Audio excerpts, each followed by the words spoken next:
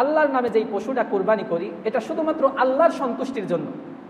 আল্লাহ তাআলা সামর্থ্যবান ব্যক্তিদেরকে পশু জবেহ করে উৎসর্গ করতে বলেছেন, এই বিধান পালনের জন্যই মূলত আমরা কুরবানি করি। দুনিয়াতে এর আমাদের আর কোনো উপলক্ষ আশা আকাঙ্ক্ষা নাই। কুরবানি মানে উৎসর্গ করা, ত্যাগ করা, বিসর্জন দেওয়া। বাহ্যিক দুনিয়ার কোনো বেনিফিট যদি আপনি পেতে চান, পাওয়ার আশা রাখেন, তাহলে আপনার কুরবানি সেটা কুরবানি না। আল্লাহ তাআলা বলেছেন, ওয়ালিকুল্লি উম্মাতিন জাআলনা মানসাকাল লিয়াযকুরু ইসমাল্লাহি আলাইহি আলা মা রাযাকাহুম মিন বাহিমাতিল আনআম। আমি প্রত্যেকটা নবীর উম্মতের জন্য কুরবানির একটা বিধান রেখেছিলাম। তার কুরবানি কবুল হবে, আকাশ থেকে আগুন আসবে, সেই আগুন এসে যার কুরবানি কবুল হবে তার সম্পদটাকে আগুনে জ্বালিয়ে দিবে, আগুনে ভস্ম করে দিবে। বোঝা যাবে ওই লোকটার কুরবানি আল্লাহর দরবারে কবুল হয়েছে। প্রথমেই আমরা জেনে নিই, আমরা যে কুরবানি করি এ ব্যাপারে কোরআন এবং হাদিসে 3টা শব্দ পাওয়া যায়। একটা আমরা সবাই সচরাচর জানি কুরবানি, আরবিতে আরেকটা শব্দ ব্যবহার হয় উযহিয়া, এবং 3 নম্বর আরেকটা শব্দ ব্যবহার হয় নুসুক। মূলত 3টা শব্দের আলাদা আলাদা অর্থ থাকলেও কোরআন এবং হাদিসে মূল উদ্দেশ্য কুরবানিকেই বোঝায়। জিলহজ মাসের 10, 11, 12 তারিখে আমরা যে আল্লাহর সন্তুষ্টির জন্য পশু কুরবানি করি সেটাকেই মূলত কুরবানি বলা হয়, সেটাকেই উযহিয়া বলা হয়, এবং সেটাকেই আল্লাহ তাআলা নুসুক শব্দ ব্যক্ত করে আমাদেরকে বুঝিয়েছেন। কুরবানি শব্দের শাব্দিক অর্থ হলো মা ইয়াতাকাররাবু লিওয়াজহিল্লাহ, আল্লাহর সন্তুষ্টির জন্য আপনি আমি যা কিছু ত্যাগ করি, বিসর্জন দিই, এটার নামই কুরবানি। বাংলাতে ওই কথাটা আরবি এখন বাংলার মতো হয়ে গেছে। তোমাকে অনেক কুরবানি করতে হবে, অনেক কুরবানি মানে অনেক স্যাক্রিফাইস করতে হবে, অনেক কিছু ত্যাগ করতে হবে। কুরবানির মূল অর্থ যদি বাংলাতে বলি তাহলে উৎসর্গ করা, ত্যাগ করা, বিসর্জন দেওয়া। তো এই কুরবানি শব্দের মধ্যেই কিন্তু কুরবানির মূল রহস্যটা লুকিয়ে আছে। আমরা যদি একটু উপলব্ধি করার চেষ্টা করি, কুরবানি শব্দের বাংলা প্রতিশব্দ যেগুলো, ত্যাগ করা, বিসর্জন দেওয়া, উৎসর্গ করা, এই প্রত্যেকটা শব্দের মধ্যেই একটা জিনিস নিশ্চিত আছে, সেটা হলো যেটা আমি কুরবানি করব সেখান থেকে বেনিফিট আর কিছু পাওয়ার আশা করা যাবে না। ত্যাগ করলেন, ছেড়ে দিলেন, বিসর্জন দিয়ে দিলেন, উৎসর্গ করে দিলেন, এই প্রত্যেকটা শব্দের মধ্যেই লুকায় আছে যে আপনি যেটা বিসর্জন দিবেন, উৎসর্গ করবেন, ত্যাগ করবেন, ওটা থেকে আপনি আর দুনিয়ার কোনো বেনিফিট আশা করতে পারেন না। আপনি একই সাথে বাসে উঠে ঢাকায় যাচ্ছেন, ঘটনাক্রমে একজন মাঝপথ থেকে আপনার উঠেছে কিন্তু সে সিট পাচ্ছে না। তো লোকটা আপনার থেকে বয়সে একটু বড়, আপনি সিট পেয়েছেন, অনেকক্ষণ বসেও আছেন, দেখছেন লোকটা দাঁড়িয়ে আছে। তো এই লোকটাকে আপনার দয়া হলো যে এই লোকটা ঢাকা পর্যন্ত দাঁড়িয়ে দাঁড়িয়ে যাবে, আমি তো অনেক পথ বসেই আসলাম, তো ওনাকে একটু বসতে দিই। এই যে আপনি স্যাক্রিফাইস করলেন, আপনার নিজের শান্তিটাকে বিসর্জন দিয়ে আরেকজনের একটি শান্তির উপলক্ষ তৈরি করে দিলেন, এটার নামও কুরবানি। এই যে তাকে যে একটু বসতে দিলেন, দুনিয়াতে এর বিপরীতে আপনি কোনো কিছু আশা করেন নাই, শুধুমাত্র আল্লাহর সন্তুষ্টির জন্য যে না লোকটা একটু আরামে থাকুক, এই যে স্যাক্রিফাইস, এটার নামও আরবিতে কুরবানি। এখন আমরা যদি মিলাতে যাই, আমরা জিলহজ মাসের 10 তারিখে, 11 তারিখে অথবা 12 তারিখে আল্লাহর নামে যেই পশুটা কুরবানি করি এটা শুধুমাত্র আল্লাহর সন্তুষ্টির জন্য। আল্লাহ তাআলা সামর্থ্যবান ব্যক্তিদেরকে পশু জবেহ করে উৎসর্গ করতে বলেছেন, এই বিধান পালনের জন্যই মূলত আমরা কুরবানি করি। দুনিয়াতে এর আমাদের আর কোনো উপলক্ষ আশা আকাঙ্ক্ষা নাই। কিন্তু দুঃখের বিষয়, আমরা সেই আল্লাহর নির্দেশিত সেই বিধানটাকে অনেক উপলক্ষে এখন আমরা বানাই ফেলেছি। আমাদের সমাজে এখন কুরবানির গোশত বন্টন করা মানে কে কোন দলের লোক সেটা চিহ্নিত করা হয়। সারা বছর ওই লোকটা কোন দলের, আপনার দলের না আমার দলের, এটা আমি বুঝতে না পারলেও কুরবানির গোশত বন্টনের মাধ্যমে আমি চিহ্নিত করতে পারি লোকটাকে আমার দলে আছে নাকি অন্য দলে চলে গেছে। কি বলেন, ঠিক কিনা? তার মানে আল্লাহর যে বিধান ছিল কুরবানি করা, মানুষকে খাওয়াই দেওয়া, নিজে একটু খাওয়া, সেটার উপলক্ষ এখন দলের লোক নির্বাচন হয়ে গেছে। অন্য কোনো মাধ্যমে আপনি পার্থক্য না করতে পারলেও কুরবানির গোশত কার সাথে খাচ্ছে এটা দিয়ে আপনি আমার দলের লোক নির্ধারণ করে ফেলতেছেন। এটা অত্যন্ত জঘন্য অপরাধ। দেখবেন বাড়ির পাশের একজন অসহায় মানুষ, অনেক গ্রামেই আছে, আপনি খোঁজ নিলে দেখবেন ওই লোকটা মারামারির সময় আগেও যায় না, পিছেও যায় না, একেবারে নিরীহ মানুষ। কিন্তু কোনো একটা কারণে আপনার সাথে একটু মনোমালিন্য, হয়তো উনি বলেছিল ওই লিডারের কাছে যাবা না, উনি ওনার দায়ে পড়ে ওনার কাছে গেছেন। দেখবেন আপনার বাড়ির পাশের মানুষটা কুরবানির দিনে সে ওই যে একদিন আরেকজনের কাছে গেছিল প্রয়োজনে, আরেকজন বলছিল যায়ও না, শুধুমাত্র এতটুকু অপরাধের কারণে, এতটুকু কথা অমান্য করার কারণে কুরবানির দিনে তার জন্য ভাগ রাখে না। আছে এরকম, শুধুমাত্র এতটুকুর কারণে। তাহলে আপনি কি করলেন? কুরবানির গোশত কুরবানি যিনি দিচ্ছেন তিনিও আন্তরিকভাবে চান যে ওই লোকটা কিছু পাক, কিন্তু আপনি যার বাড়িতে গিয়ে গোশত বন্টন করতেছেন সে তার জন্য ভাগ রাখে না। এটাই হলো বর্তমান সমাজের বাস্তব রূপ। এজন্য সম্মানিত হাজিরিন, কুরবানির গোশত বন্টন কিভাবে কি করবেন আমরা বিস্তারিত বলার চেষ্টা করব। বাকি এতটুকু মনে রাখবেন, কুরবানি মানে উৎসর্গ করা, ত্যাগ করা, বিসর্জন দেওয়া। বাহ্যিক দুনিয়ার কোনো বেনিফিট যদি আপনি পেতে চান, পাওয়ার আশা রাখেন, তাহলে আপনার কুরবানি সেটা কুরবানি না। আল্লাহ তাআলা আমাদেরকে বোঝার আমল করার তৌফিক দান করুন, সকলে বলে আমিন।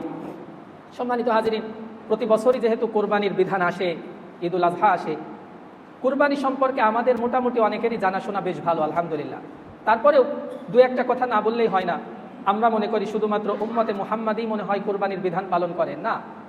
কয়েকটা বিধান এমন আছে যেটা আল্লাহ তাআলা নিজেই ঘোষণা দিয়েছেন, এটা শুধুমাত্র উম্মতে মুহাম্মাদের জন্য না, বরং পূর্ববর্তী নবীর উম্মতদের জন্যও ছিল। তার মধ্যে আমরা জানি সিয়াম সাধনা, রোজা পালন করা। আল্লাহ তাআলা বলেছেন, কুতিবা আলাইকুমুস সিয়াম কামা কুতিবা আলাল লাযিনা মিন ক্বাবলিকুম। তোমাদের উপর যেই সিয়াম ফরজ করা হয়েছে এটা শুধু তোমাদের জন্য না, পূর্ববর্তীদের জন্যও ছিল। তেমনিভাবে হজ করা শুধুমাত্র আমাদের জন্য ছিল না, পূর্ববর্তী উম্মতের জন্যও ছিল। আরেকটা বিধান হলো এই কোরবানি করা। আল্লাহ তাআলা বলেছেন, ওয়ালিকুল্লি উম্মাতিন জাআলনা মানসাকাল লিয়াযকুরু ইসমাল্লাহি আলাইহি আলা মা রাযাকাহুম মিন বাহিমাতিল আনআম। আমি প্রত্যেকটা নবীর উম্মতের জন্য কুরবানির একটা বিধান রেখেছিলাম। এই আয়াতের তাফসীর করতে গিয়ে মুফাসসিরিনে কেরাম কয়েকটা ঘটনা উল্লেখ করেছেন যে পূর্ববর্তী নবীদের কুরবানি কেমন ছিল। তার মধ্যে প্রসিদ্ধ একটা ঘটনা আপনারা নিজেরাও জানেন, আদম আলাইহিস সালাতু ওয়াস সালামের দুই ছেলে হাবিল এবং কাবিল, তাদেরকে আল্লাহ তাআলা কুরবানি করতে বলেছিলেন। ইয কাররাবা কুরবানান ফাতুকব্বিলা মিন আহাদিহিমা ওয়া লাম ইউতাকাব্বাল মিনাল আখার। আল্লাহ তাআলা নিজেই ঘোষণা করছেন যে তারা দুইজন আল্লাহর জন্য কুরবানি করলো, তাদের মধ্য থেকে একজনের কুরবানি আল্লাহর দরবারে কবুল হলো, অপরজনেরটা কবুল হলো না। আমার বলার মূল উদ্দেশ্য হলো, কুরবানির বিধানটা অন্যান্য নবীদের সময়ও ছিল, কিন্তু পদ্ধতি ভিন্ন ছিল। পূর্ববর্তী নবীদের উম্মতের কুরবানি ছিল প্রিয় বস্তু আল্লাহর নামে উৎসর্গ করে পাহাড়ে খোলা ময়দানে রেখে আসতে হতো। আপনার জীবনের সবথেকে গুরুত্বপূর্ণ যেই সম্পদ, সেই সম্পদটা আল্লাহর সন্তুষ্টির জন্য পাহাড়ের চূড়ায় অথবা ফাঁকা কোনো ময়দানে রেখে আসা লাগতো। সেটা ফসল হতে পারে অথবা কোনো আপনার প্রাণীজ সম্পদ হতে পারে। মুফাসসিরিনে কেরাম লিখেছেন, হাবিল এবং কাবিল যে তারা যে দুইজনে কুরবানি করেছিল, একজনে একটা দুম্বা নিয়ে পাহাড়ের চূড়ায় রেখে আসছিল, আর কাবিল ছিল কৃষক। সে তার শস্য ভাণ্ডারের মধ্য থেকে যেই শস্যগুলো আমাদের বাংলা ভাষায় কি বলে, চিটে পড়ে গেছে, যেগুলো বেশি ভালো না, অনুন্নত, সেই রকম কিছু ফসল গুছিয়ে পাহাড়ের চূড়ায় রেখে এসেছিল। তার মানে তার প্রিয় বস্তুটা সে রেখে আসে নাই। আর হাবিল তার হৃষ্টপুষ্ট একটা দুম্বা, যেটা সব থেকে উৎকৃষ্ট, সেই দুম্বাটা রেখে এসেছিল। আল্লাহ তাআলার ফয়সালা অনুযায়ী তখনকার নিয়ম ছিল, যার কুরবানি কবুল হবে আকাশ থেকে আগুন আসবে, সে আগুন এসে যার কুরবানি কবুল হবে তার সম্পদটাকে আগুনে জ্বালিয়ে দিবে, আগুনে ভস্ম করে দিবে। বোঝা যাবে ওই লোকটার কুরবানি আল্লাহর দরবারে কবুল হয়েছে। নিয়ম অনুযায়ী হাবিলের কুরবানি আল্লাহ তাআলার দরবারে কবুল হয়ে যায়, আর কাবিলের সেই শস্য পাহাড়ের চূড়ায় এমনভাবেই থেকে যায়, আল্লাহর দরবারে কবুল হয় না। কবুল না হওয়ার পেছনে একটা বড় কারণ উল্লেখ করেছেন, সে তার প্রিয় জিনিস কুরবানি করে নাই। সে তার প্রিয় জিনিস কুরবানি করে নাই বিধায় আল্লাহর দরবারে তার কুরবানি কবুল হয় নাই। আমরা যদি সেই কুরবানির ধারাবাহিকতা আবার একটু লক্ষ্য করি, আল্লাহ তাআলা ইব্রাহিম আলাইহিস সালাতু ওয়াস সালামকে স্বপ্ন দেখিয়েছিলেন, তুমি তোমার প্রিয় বস্তু কুরবানি করো। আপনারা জানেন, ডাইরেক্ট কিন্তু আল্লাহ তাআলা ছেলেকে কুরবানি করার কথা প্রথমে বলেন নাই, বলছে তুমি তোমার প্রিয় বস্তু কুরবানি করো। তাফসীরের মধ্যে আসছে উনি উট, দুম্বা, গরু, ছাগল এইরকম পর্যায়ক্রমে কয়েকবার কুরবানি করেছেন, কিন্তু স্বপ্ন আবার রিপিট হয়, তুমি তোমার প্রিয় বস্তু কুরবানি করো, প্রিয় বস্তু কুরবানি করো। পরিশেষে তিনি দেখলেন, প্রিয় বস্তু বলতে প্রিয় সম্পদ তো আমার একটাই, যেই সম্পদকে আমি ৮০ বছর আল্লাহর কাছে কান্নাকাটি করে পেয়েছিলাম, সেটাই তো আমার মূল প্রিয় সম্পদ। তাহলে আল্লাহ তাআলা ওই প্রিয় সম্পদটাকেই আল্লাহর রাস্তায় কোরবানি করতে বলছেন। সম্মানিত হাজিরিন, এখানে আমাদের একটু জানার দরকার, আল্লাহ তাআলা, আমরা যদি আমাদের ভাষায় বলি, আল্লাহ তাআলা কি এত বিবেকহীন যে একটা সন্তান দিয়ে সেই সন্তানকে আল্লাহ তাআলা কুরবানি করতে বলবেন? মূল উদ্দেশ্য কি সন্তান কুরবানি করা, নাকি আপনার মনটা বোঝা? আপনার মনটা বোঝা যে আমি যে বললাম, আল্লাহ তাআলা তো আলিমুল গায়ব, আলিমুম বিযাতিস সুদূর, সব কিছু জানেন। সন্তানের প্রতি আমার যে দয়া এবং ভালোবাসা, তার থেকে 1000 কোটি গুণ ভালোবাসা আল্লাহ তাআলার আগে থেকেই আছে। তো আমার সামান্যতম ভালোবাসার জন্য যদি আমি আমার সন্তানকে কুরবানি না দিতে চাই, আল্লাহ তাআলাকে চেয়েছেন না। আল্লাহ তাআলা শুধুমাত্র আপনাকে দিয়েছেন, দিয়ে একটু অর্ডার করে দেখেছেন আপনি প্রস্তুত আছেন কিনা। ডিফেন্সে যারা চাকরি করেন বা জানেন শোনেন, ওনাদের একটা নিয়ম আছে, বস যেটা বলবে সেটা ফলো করতে হবে, সাথে সাথে কোনো না এদিক সেদিক যুক্তিতর্ক কিছু দেখা যাবে না। আপনি ভাত খাচ্ছেন, অর্ডার আসবে এখন গাছে উঠতে হবে, তো আপনার ভাত খাওয়া রেখে দৌড় দিতে হবে গাছের দিকে, এরপরে গাছে উঠতে বলবে না, না বলবে তার আগে বন্ধ করে দিতে পারে। কিন্তু আপনি মনে মনে যদি ভাবেন আমি এখন ভাত খাচ্ছি, মাত্রই শুরু করলাম, বস এখন ভাত খাওয়া থেকে কাছে উঠতে বলতেছে, এটা পাগলামি না, এটা হচ্ছে অর্ডার ফলো আপনি কতটুকু করতে প্রস্তুত সেটা বিবেচনা করা হয়, দেখা হয়। তো যাই হোক, আল্লাহ রাব্বুল আলামিনও মূলত ইসমাইল আলাইহিস সালাম জবে হয়ে যাক এটা চান নাই, বরঞ্চ ইব্রাহিম আলাইহিস সালাম আল্লাহ তাআলার অর্ডার কতটুকু ফলো করার জন্য প্রস্তুত, মানসিকভাবে প্রস্তুত সেটা দেখতে চেয়েছেন। এজন্যই তো ইব্রাহিম আলাইহিস সালাতু ওয়াস সালামের উপাধি হলো ইব্রাহিম খলিলুল্লাহ, আল্লাহ তাআলার প্রিয় বন্ধু। খলিল মানেও বন্ধু, হাবিব মানেও বন্ধু। তবে এই দুই বন্ধুর মধ্যে পার্থক্য আছে। খলিল বলা হয় এমন বন্ধুকে যেই বন্ধুকে ভালোবেসে সব কিছু নিয়ে নেয়, অন্তরঙ্গ বন্ধু, ভালোবাসা, এত ভালোবাসা যে ভালোবাসার টানে সব কিছু তার প্রিয় জিনিস।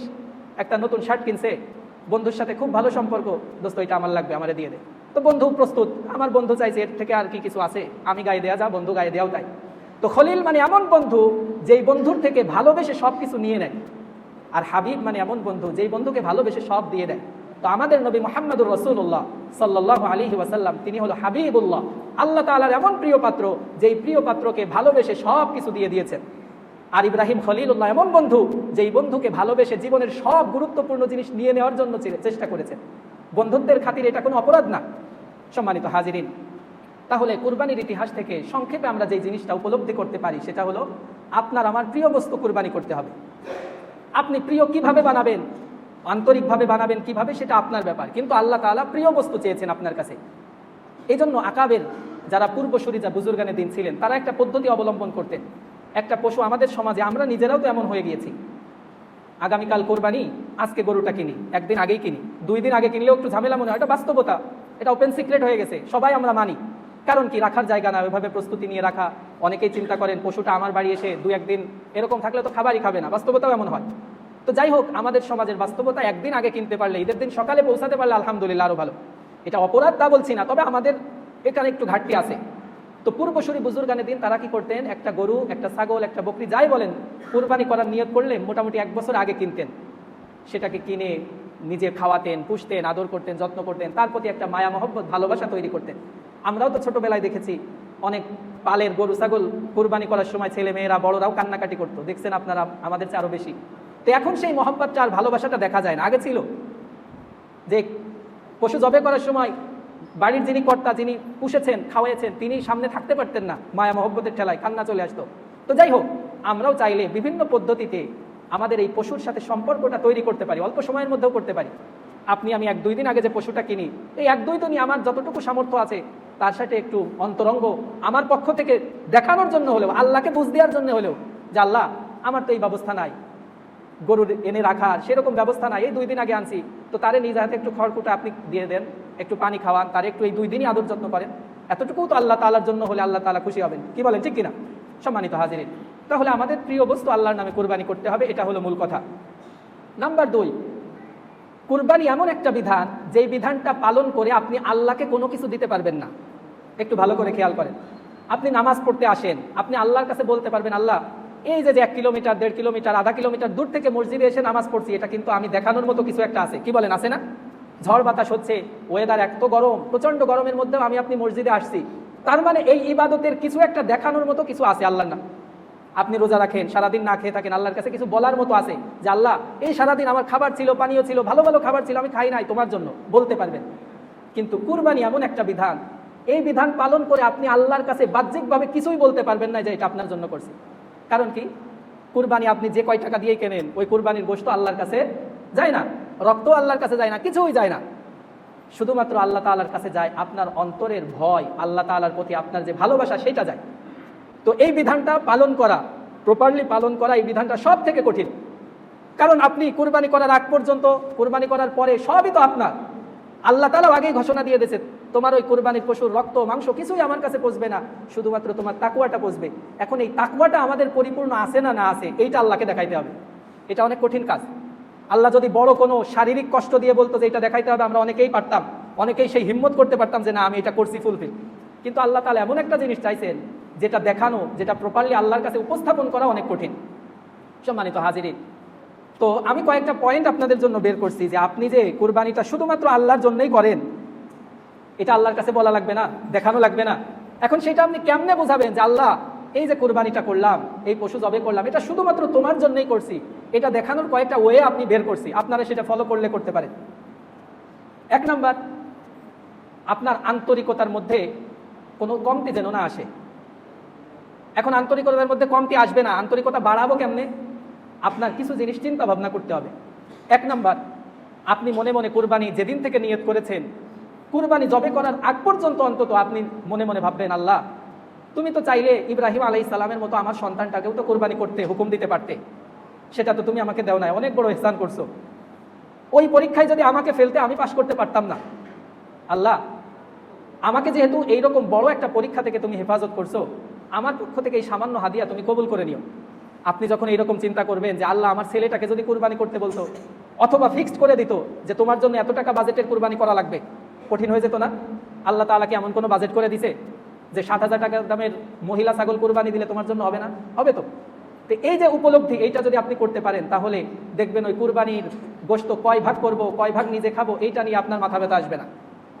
আপনি যখন চিন্তা করবেন আল্লাহ আমাকে যত বড় একটা বিপদ থেকে বাঁচাই দিয়েছে, আমার সন্তানটাকে কুরবানি করতে বলে নাই, সামান্য একটা গরু ছাগলের মাধ্যমে সেটা আমার থেকে উসুল করে নিচ্ছে, তাহলে কি আপনার গোশত বন্টন নিয়ে মাথা ব্যথা আসবে?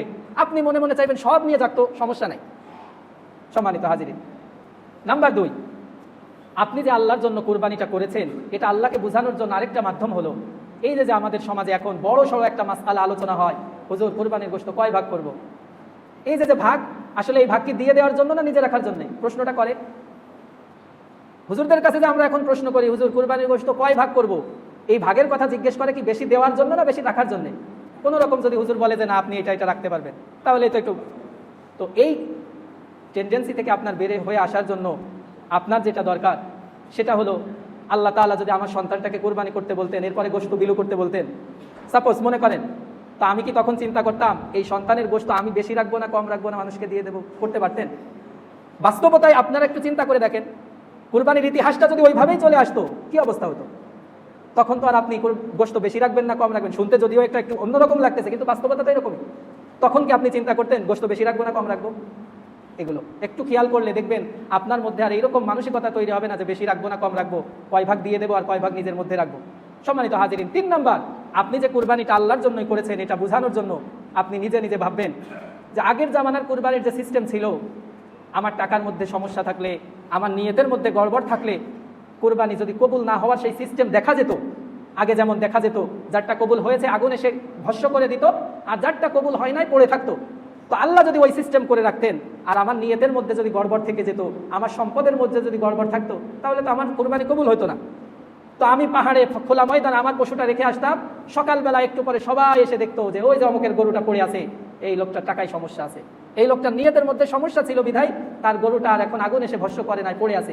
হাজারো গরু ছাগল মহিষ ভেড়া এরকম মাঠের মধ্যে পড়ে থাকতো, আর প্রত্যেকের নাম আমরা জেনে ফেলতাম যে অমুকের কুরবানি কবুল হয় নাই। তা আল্লাহ তাআলা তো এর থেকে হেফাজত করছেন। আমার নিয়তের মধ্যে যদি সামান্য গড়বড় থেকে থাকে, সম্পদের মধ্যে কিছুটা যদি গড়বড় থেকে থাকে, আল্লাহ তাআলা সেটা প্রকাশ করেন নাই।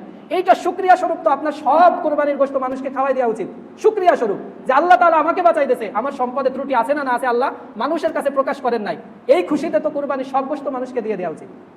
সম্মানিত হাজিরিন, এই কাজগুলোর সাথে আরেকটা কাজ, আপনি যে কুরবানিটা শুধুমাত্র আল্লাহর জন্যই করেছেন, এটা বোঝানোর জন্য, আল্লাহকে অন্তত বোঝানোর জন্য একটা বড় মাধ্যম হলো কুরবানির গোশত আপনি যাই দেন যাই রাখেন সেটা পরের আলোচনা, কিন্তু দেওয়ার সময় আপনার পদ্ধতিটা এমন হতে হবে যে আপনি দায়ী, আপনি ঋণী, যিনি নিতে আসছেন তিনি ঋণী না, আপনি নিজে ঋণী। কারণ কুরবানির গোশত পৌঁছে দেওয়ার দায়িত্ব আপনার। আপনার বাড়িতে এসে ভিড় করবে, আপনি বড় সড়ো চেয়ারে বসে থাকবেন, একে 1 টুকরো দেবেন, তাকে 2 টুকরো দেবেন, এই যে অ্যাটিটিউড, এইটাই কি মনে হয় যে আপনি আল্লাহর জন্য কুরবানি দিয়েছেন? আল্লাহর জন্য কুরবানি শব্দের অর্থই তো কয়েকবার বললাম, উৎসর্গ করা, ত্যাগ করা, বিসর্জন দেওয়া। আপনি ফকিরকে 2 টাকা দিয়ে কি পরের দিন ওর থেকে 5 টাকা কামনা করেন? উৎসর্গ করে দিয়েছেন, বিসর্জন দিয়ে দিয়েছেন। তা কুরবানিটাও তো যখন জবে করছেন আল্লাহর নামে, ওটা তো বিসর্জন দিলেন, ওটার থেকে আবার বাড়তি রাখার চিন্তা আপনার কেন আসবে? এজন্য আপনি যে কুরবানিটা শুধুমাত্র আল্লাহর জন্যই দিয়েছেন, এটা বোঝানোর বড় একটা মাধ্যম হলো আপনি যতটুকু যা দিবেন এটা মানুষের কাছে গিয়ে পৌঁছে দেন, যেন আল্লাহর কাছে বলতে পারেন যে না আল্লাহ, আমার যতটুকু সাধ্য ছিল আমি পৌঁছে দিয়ে এসেছি। এই যে পদ্ধতি, এই পদ্ধতিই প্রমাণ করবে যে আপনি আল্লাহর জন্য কুরবানি করেছেন। আর আপনি যদি স্বাভাবিক আমরা যে এই পদ্ধতি অবলম্বন করি, সবাই আমার বাড়িতে আসবে, মোড়লগিরি দেখানো, এইটা আসলে কুরবানি আল্লাহর জন্য করেছেন কোনোভাবে আপনি প্রমাণ করতে পারবেন না। সম্মানিত হাজিরিন, আমরা গত সপ্তাহে আগেই বলেছিলাম কুরবানির মাসআলা সংক্রান্ত আলোচনা করতে গেলে অনেক সময়ের দরকার। আবার এমন হবে যে অনেকের যেই প্রশ্নটা প্রয়োজন জানা, আমি সেটা বললাম না, অন্য একটা নিয়ে বড় আলোচনা করলাম। এজন্য আমরা একটা সময় রেখেছি নামাজের পরেই। এটাকে কে কিভাবে নেবেন জানি না, কিন্তু আপনি মনে রাখবেন একটা বিধানের ভ্যালু যতটুকু, ওই বিধানের মাসআলা জানার ভ্যালু ততটুকু। নামাজ পড়া ফরজ, এই ফরজ নামাজের জন্য ওযু করাও কিন্তু ফরজ, আবার এই ওযুর মাসআলা জানাও কিন্তু ফরজ। শুধু তাই নয়, আপনি একটা আল্লাহর বিধান পালনের জন্য মাসআলা জানা, এটার ফজিলাত। একটা হাদিস আছে, হাদিসের সনদের মধ্যে যদিও দুর্বলতা আছে, কিন্তু 60 বছর নফল ইবাদত করলে যেই সওয়াব পাওয়া যায়, আপনি একটা মাসআলা জেনে সেটা বাস্তব জীবনে প্রয়োগ করলে তার থেকে বেশি সওয়াব পাওয়া যায়। এজন্য আপনারা যারা কুরবানি করবেন অথবা করবেন না, আপনার জানার প্রয়োজন আছে, মনে মনে হয় যে এইটা আমি জানতে চাই, তাহলে অন্তত সবাই একটু সময় দিয়ে নামাজের পরে বসবেন, যার যার মতো করে। আমি এখানেই থাকবো, একটু এসে জিজ্ঞেস করে নিলে সবার জন্যই উপকার হবে। আল্লাহ তাআলা আমাদেরকে বোঝার তৌফিক দান করুন। এবং সর্বশেষ যেই কথাটা বলি, ব্যাপক প্রচলন আছে আমাদের সমাজে 3 ভাগ করি, আমরা এটাকে নিষেধ করি না, তবে আমরা এখান থেকে আপডেট আরেকটা কথা বলি যে সবার জন্য 3 ভাগ না। যাদের সামর্থ্য আছে তারা কোরআনের আয়াতের প্রতি খেয়াল করবেন। আল্লাহ তাআলা বলেছেন ফাকুলু মিনহা ওয়া আতঈমুল কানিআ ওয়াল মুতাদ। আরবি গ্রামার যদি জেনে থাকতেন তাহলে আপনাদের বুঝতে অনেক সুবিধা হতো। আল্লাহ তাআলা বলেছেন ফাকুলু মিনহা, তোমরা তার থেকে সামান্য কিছু খাও। মিন, এই মিনটা বাজিয়ার অর্থে কিছু বোঝায়, সামান্য বোঝায়। এটা যদি আপনি ঠিকঠাক বুঝতে পারেন তাহলে কুরবানির গোশত কয় ভাগ করবেন, কতটুকু দেবেন, এটা বুঝতে আপনার কোনো সমস্যা থাকবে না। আল্লাহ তাআলা আপনাকে খাওয়ার অনুমতি দিছে, কিন্তু সাথে সাথে বলে দিয়েছে মিনহা, সামান্য কিছু খাও। তো সামান্যর আবার ক্যাটাগরি আছে। একজন মানুষ সারা বছর কুরবানির গোশত খেতে পারে নাই, এমন মানুষ অনেকে আছে। কুরবানি ওয়াজিব, কিন্তু সারা বছরে গোশত, গরুর গোশত 750-800 টাকা দিয়ে 1 কেজি কিনবে, এই সামর্থ্য বা এই হিম্মত তার ছিল না। ঘটনাক্রমে তার উপর কুরবানি ওয়াজিব হয়ে গেছে। প্রসঙ্গক্রমে বলে রাখি, 1,84,000 টাকা যদি জিলহজ মাসের 10 তারিখ, 11 তারিখ, 12 তারিখ, এই 3 দিনে আপনার কাছে যদি 1,84,000 টাকা নগদ অথবা এর কোনো সমপরিমাণ দৈনন্দিন প্রয়োজন বাদ দিয়ে কোনো সম্পদ থাকে, তাহলে কিন্তু আপনার উপর কুরবানি ওয়াজিব। বলতে গেলে অনেক কিছু বলতে হয়। একজন মানুষ ভ্যান চালায়, হতে পারে অপর একজন মানুষকে ধার দিতে দিতে 10,000, 5,000, 7,000 এরকম ধার দিতে দিতে 2 লাখ টাকা জমা হয়ে গেছে।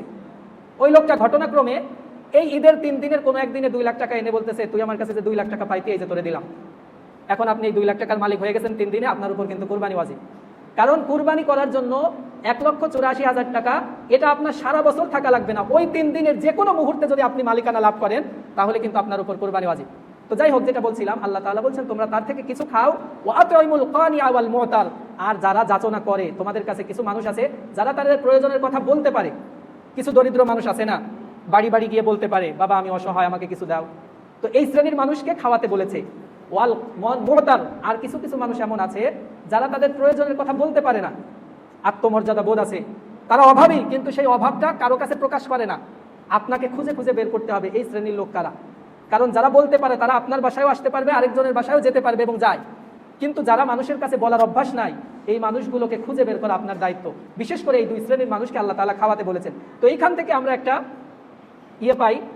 ইশারা পাই যে এখানে নিজে খাবো কিছু অংশ, গরিব অসহায় মানুষকে খাওয়াবো। আর আত্মীয় স্বজনের কথাটা মূলত ওখান থেকে আসছে। আপনার একটা আত্মীয় স্বজন, সে যত অভাবে থাকুক, আপনার কাছে এসে বলবে আমি অভাবে আছি। তো এখান থেকে বুঝে আসে যে আত্মীয় স্বজন যারা, তারা অনেক সময় অভাবের মধ্যে থাকে কিন্তু আপনাকে বলতে পারে না। শুধু আত্মীয় স্বজনই হবে এমন না, আশেপাশে আরও প্রতিবেশী থাকতে পারে, তাদেরকেও খাওয়াবেন। সর্বোপরি কথা, আপনার যদি সারা বছরে গরুর গোশত কিনে খাওয়ার সামর্থ্য থাকে, আপনি যতটুকু পারেন সামান্য নিজের জন্য রেখে বাকিটুকু দিয়ে দেবেন। আর যদি এমন মানুষ থাকেন সারা বছর আপনার তৌফিক হয় নাই, তো আপনি একটু যদি চান বেশি রাখতে পারেন, এটা শরীয়ত ইসলাম নিষেধ করে নাই। আমরা আল আকিলু তাকফিহিল ইশারা, আমরা প্রত্যেকেই জ্ঞানী বিবেকবান, আমরা প্রত্যেকেই নিজেরা বিবেচনা করতে পারবো আমার জন্য কতটুকু রাখা দরকার আর কতটুকু দেওয়া দরকার। আল্লাহ তাআলা আমাদেরকে বুঝার, আমল করার তৌফিক দান করুন। ওয়া আখিরু দাওয়ানা আলহামদুলিল্লাহি রাব্বিল আলামিন।